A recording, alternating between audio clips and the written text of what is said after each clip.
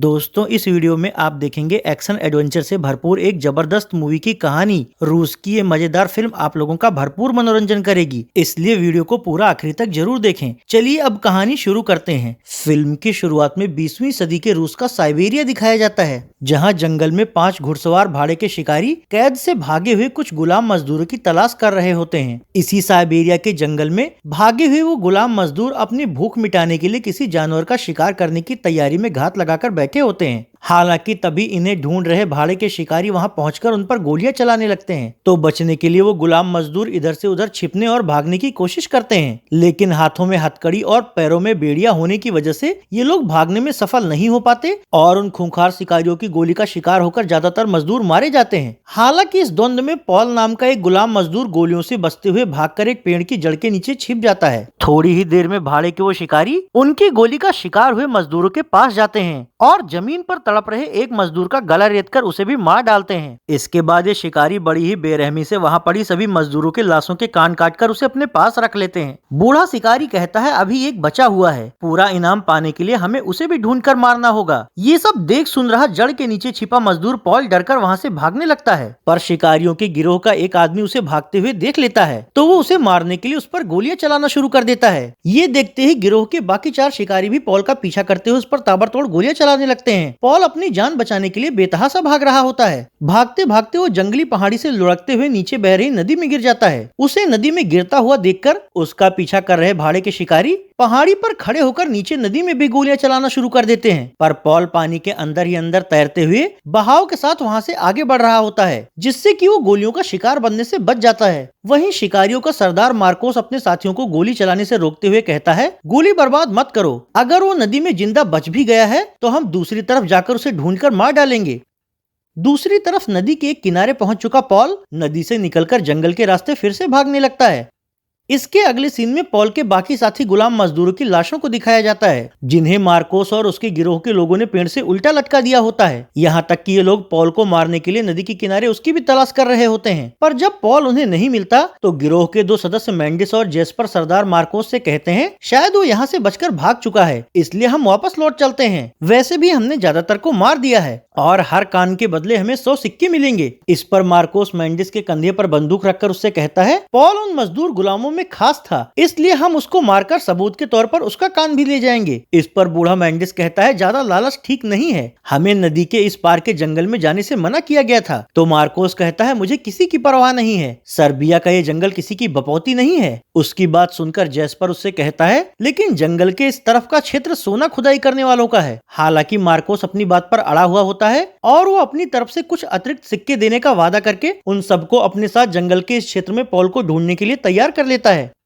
अगले सीन में पॉल को दिखाया जाता है जो गिरते पड़ते अभी भी जान बचाने के लिए जंगल में बेतहाशा भाग रहा होता है। आखिरकार उसे तालाब के पास एक झोपड़ी दिखती है। भूख प्यास से बेहाल होने की वजह से वो दबे पांव झोपड़ी के अंदर जाता है और वहां मेज पर रखा हुआ ब्रेड उठाकर जल्दी जल्दी खाने लगता है, पर इसी बीच अंदर लेटा हुआ एक बूढ़ा बीमार आदमी जोर जोर से खांसता है। इससे चौंककर पॉल वहां रखी एक कुल्हाड़ी उठाकर झोपड़ी से बाहर निकलने लगता है। हालांकि बूढ़ा आदमी उससे कहता है डरो मत, ये मेरा ही घर है। पॉल उससे पूछता है तुम्हें क्या हुआ है? बूढ़ा कहता है कई सालों पहले मेरा बेटा काम की तलाश में यहाँ से बाहर गया था, पर अब तक वो वापस नहीं लौटा है। मेरे करीब आओ, मुझे तुम्हें कुछ जरूरी बात बतानी है। तो पॉल उसके पास चला जाता है। बूढ़ा उसके कान में कुछ बताते हुए कहता है जब मेरा बेटा यहाँ आए तब तुम उसे ये सारी बातें बता देना। पॉल कहता है ठीक है। बूढ़ा कहता है मैं मर रहा हूँ और मेरी आखिरी इच्छा है कि मेरा अंतिम संस्कार साफ सुथरे कपड़ों में हो, बदले में मेरे बेटे के लौटने तक तुम यहाँ रुक सकते हो। पॉल इसके लिए तैयार हो जाता है। अगले सीन में जंगल में झोपड़ी वाले बूढ़े के बेटे डेनियल को दिखाया जाता है। वो विश्राम करने के बाद अपनी घर की ओर लौटने की तैयारी कर रहा होता है। तभी पॉल को ढूंढ रहा भाड़े का शिकारी मार्कोस अपने साथियों के साथ वहां से गुजरता है। अब क्योंकि वो डेनियल को पहचानता था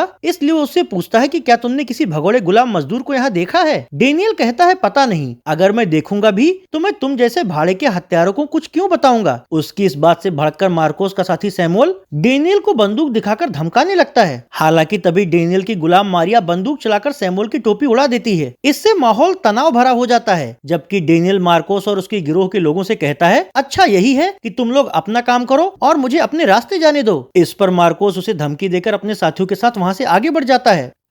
अगले सीन में फिर से पॉल को दिखाया जाता है जो बूढ़े के अंतिम संस्कार की तैयारियां कर रहा होता है। हालांकि तभी वहां पहुंच चुका डेनियल हमला करके उसे बेहोश कर देता है और फिर वो मारिया के साथ मिलकर अपने पिता का अंतिम संस्कार करता है। थोड़ी देर में झोपड़ी के बाहर पड़े पॉल को होश आ जाता है। उसके हाथ बंधे हुए होते हैं। डेनियल उससे कहता है तुम शायद वही भगोड़े मजदूर हो जिसकी शिकारी तलाश कर रहे हैं। पॉल कहता है हाँ, अगर मैं गुलामी से आजाद होना चाहता हूँ तो इसमें गलत ही क्या है। ये सुनकर डेनियल की गुलाम मारिया उसे ध्यान से देखने लगती है। अब डेनियल पॉल के पास आकर उससे कहता है मैंने अपने पिता की लाश देखी, तुमने उनको अच्छे से साफ किया था और नए कपड़े पहनाए थे। पॉल कहता है हाँ, क्योंकि ये उनकी आखिरी इच्छा थी। अब मेरे हाथ खोल दो क्योंकि मैंने कुछ गलत नहीं किया है। इस पर डेनियल कहता है अगर वो तुम्हारी आंखों के सामने ही मरे थे तो मुझे बताओ क्या उन्होंने तुम्हें कोई खास बात बताई थी। पॉल कहता है हाँ, उन्होंने किसी गड्ढे में सोना होने की बात बताई थी और कहा था उसमें इतना सोना है कि आराम से जिंदगी गुजर सकती है। ये सुनते ही डेनियल हैरान होकर उससे पूछता है क्या उन्होंने उस सोने से तुम्हें भी कुछ हिस्सा देने की बात कही थी।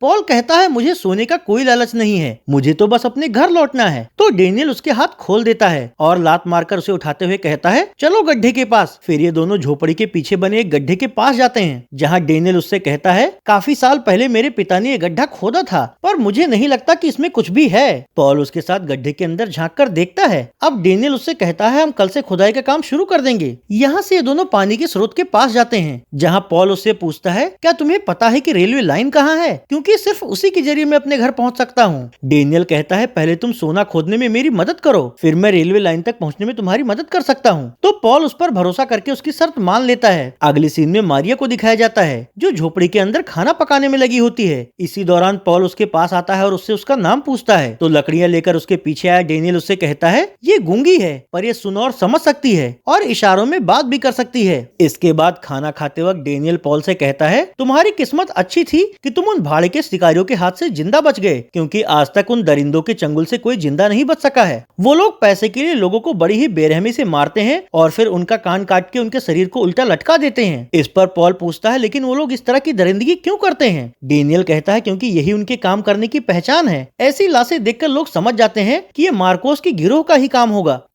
अगले सीन में रात के वक्त जंगल में अलाव ताप रहे मार्कोस की गिरोह के लोगों को दिखाया जाता है जहां वो चर्चा कर रहे होते हैं कि पॉल ज्यादा देर तक इन जंगलों में बच नहीं पाएगा। इधर झोपड़ी के अंदर मारिया के बारे में पूछने पर डेनियल पॉल से बताता है मारिया की माँ भी एक गुलाम भगौड़ी थी। भागते वक्त उसके पति की हत्या कर दी गई। जीवनयापन के लिए उसने एक शराब खाने में काम करना शुरू कर दिया पर कुछ ही दिनों बाद उसकी इज्जत लूटकर वहाँ उसकी हत्या कर दी गई जहाँ अपने पीछे वो इसे छोड़ गई थी। ये सब सुनकर पॉल उससे कहता है फिर तुम इसे किसी डॉक्टर को क्यों नहीं दिखाते ताकि ये बोल सके। डेनियल कहता है यहाँ डॉक्टर नहीं होते क्योंकि कोई नगर नहीं है और वैसे भी गुलामों का काम गुलामी करना है, इसे चुपचाप वही करने दो। मारिया ये सब सुन रही होती है। इसके अगली सुबह ये दोनों गड्ढे के अंदर की दीवार को खोदना शुरू कर देते हैं। इस दौरान डेनियल बीच बीच में गड्ढे के ऊपर जाकर चक्री के जरिए नीचे की मिट्टी को ऊपर खींच रहा होता है। जब ये सब काम चल रहा होता है तभी वहाँ से थोड़ी दूरी पर पॉल की तलाश कर रहे सैमुअल और मेंडिस की नजर उस पर पड़ जाती है जहाँ मेंडिस सैमुअल से कहता है तुम यहाँ रुककर इस पर नजर रखो और मैं इस बारे में गिरोह के बाकी लोगों को बताकर आता हूँ। वहीं इस बात से अनजान डेनियल वापस गड्ढे में उतरकर पथरीली मिट्टी तोड़कर उसमें से कुछ सोने के टुकड़े निकालता है। सोना देखकर उसे यकीन हो जाता है कि यहाँ काफी सोना हो सकता है और फिर थोड़ी ही देर में वो एक थैली भरकर सोना जमा कर ले जाता है।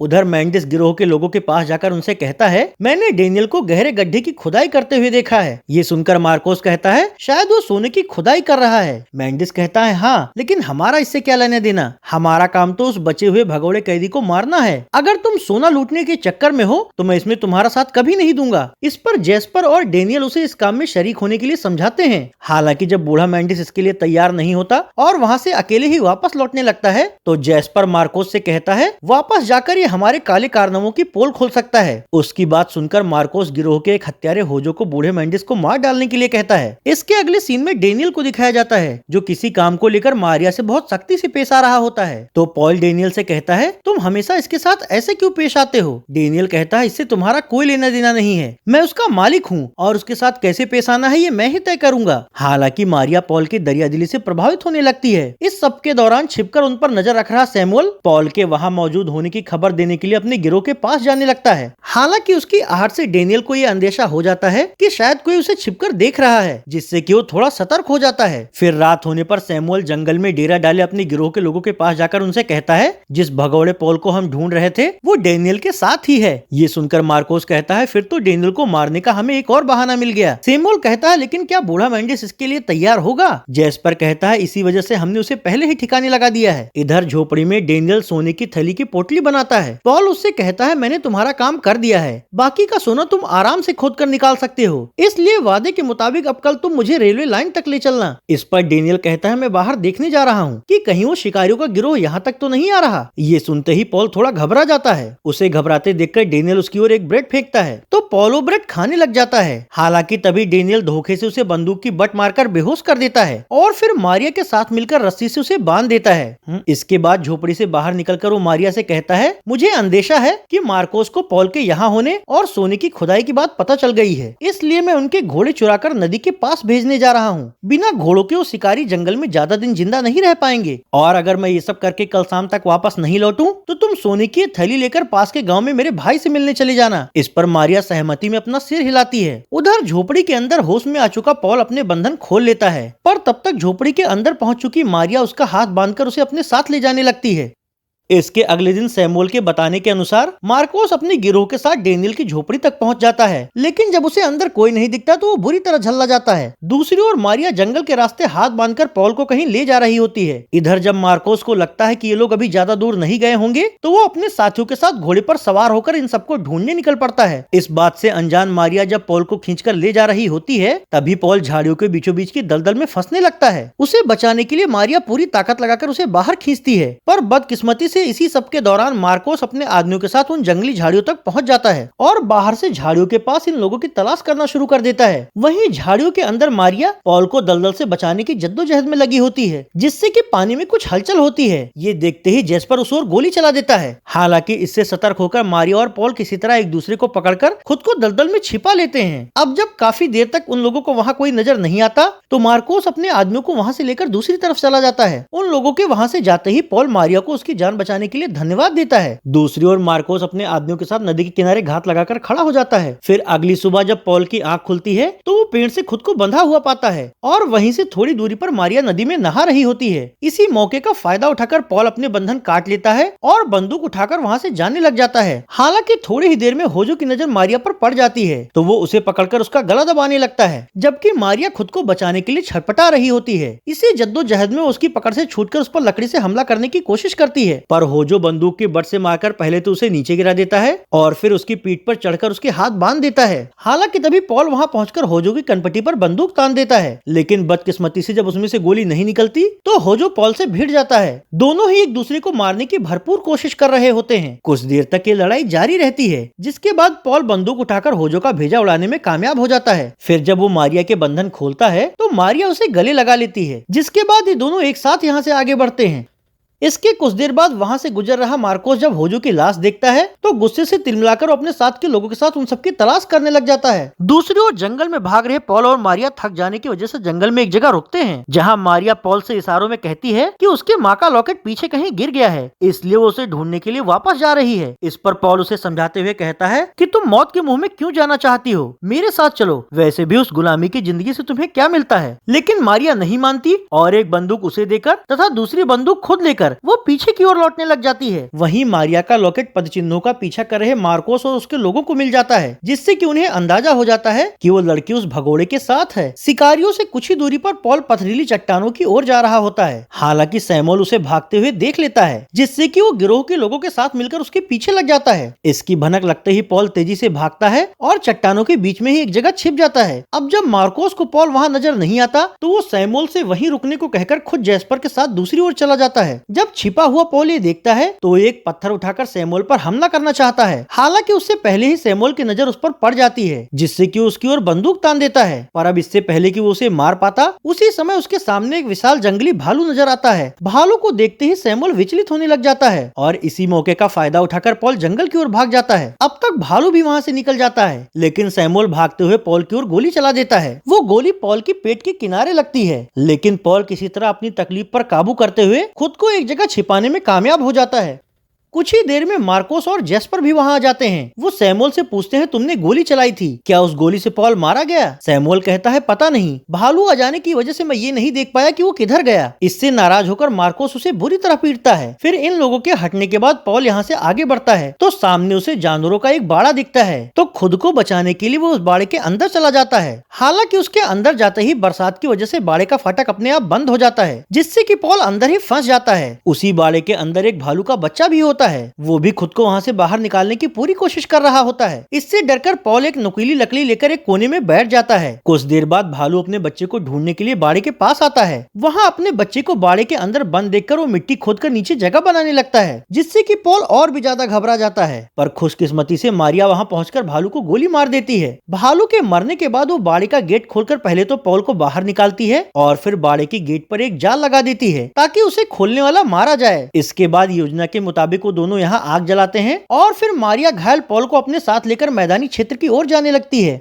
उधर जंगल में घूम रहा मार्कोस जब ऊपर उठता हुआ धुआं देखता है तो अपने साथियों के साथ वो बाड़े के पास चला आता है। वहां पहुंचकर मार्कोस सैमुअल से बाड़े के अंदर झांककर देखने के लिए कहता है। हालांकि सैमुअल जैसे ही बाड़े का फाटक उठाने की कोशिश करता है, जाल का नुकीला भाला उसके पेट के आर पार हो जाता है। अगले सीन में मारिया को दिखाया जाता है, जो पॉल को सहारा देकर अपने समुदाय की एक खानाबदोश औरत के तंबू में ले जाती है। उस औरत की इलाज की वजह से पॉल का घाव ठीक होने लगता है और अगली सुबह तक उसे होश आ जाता है। पॉल इसके लिए मारिया को धन्यवाद देता है। फिर शाम होने पर जब उस आदिवासी औरत का पति वापस अपने तंबू में आता है तो पॉल उससे पूछता है, क्या तुम्हें रेलवे लाइन के बारे में पता है? वो आदमी कहता है, मैं उसे ढूंढने में तुम्हारी मदद कर सकता हूँ, लेकिन तुम्हें भी जंगल से एक मरे हुए भालू को यहाँ लाने में मेरी मदद करनी होगी। उसकी शर्त मानकर पॉल उसके साथ जंगल चला जाता है। हालांकि उनके जाने की कुछ ही देर बाद सुबह मार्कोस अपने आदमी के साथ तंबू तक पहुँच जाता है। उसे वहाँ देखकर मारिया तंबू के पर्दे के नीचे छिप जाती है। अब जब मार्कोस को वहाँ पॉल और मारिया नहीं दिखते तो वो आदिवासी औरत के बच्चे को पकड़कर उसे धमकाने लगता है। हालांकि इस दौरान जेस्पर अभी भी तंबू के अंदर तलाशी जारी रखता है। आखिरकार वो मारिया को पकड़कर उसके पास से सोने भरी थैली छीनकर अपने पास छिपा लेता है और फिर उसे घसीटते हुए तंबू से बाहर निकाल लाता है। उस लड़की को वहाँ देखकर मार्कोस उसका मुंह दबाकर उससे पॉल के बारे में पूछती है, पर जब उसे पता चलता है कि वो लड़की गूंगी है तो उसे छोड़ देता है। इसी बीच मारिया मौका देखकर जेस्पर की जेब से सोने की थैली निकालकर नीचे गिरा देती है। उस थैली के अंदर सोना भरा हुआ देखकर मार्कोस ये समझ जाता है कि जेस्पर उससे धोखा कर रहा था। इससे गुस्सा कर वो जेस्पर को गोली मार देता है और फिर मारिया को घोड़े पर लादकर अपने साथ ले जाने लगता है। ये देख रही आदिवासी महिला उसे रोकने के लिए उसकी ओर बंदूक तान देती है। तो गुस्साया मार्कोस पहले तो उसका गला पकड़कर उसे नीचे पटक देता है और इसके बाद उसके तंबू में आग लगाकर मारिया को वहाँ से उठा ले जाता है। कुछ ही देर बाद वहाँ पहुँचने पर जब पॉल और कबीले वाला आदमी ये सब देखते हैं तो दोनों मार्कोस को ढूंढकर उसे मार डालते हैं। इसके बाद मारिया पॉल के साथ उसके घर की ओर चली जाती है और इस तरह मूवी खत्म हो जाती है।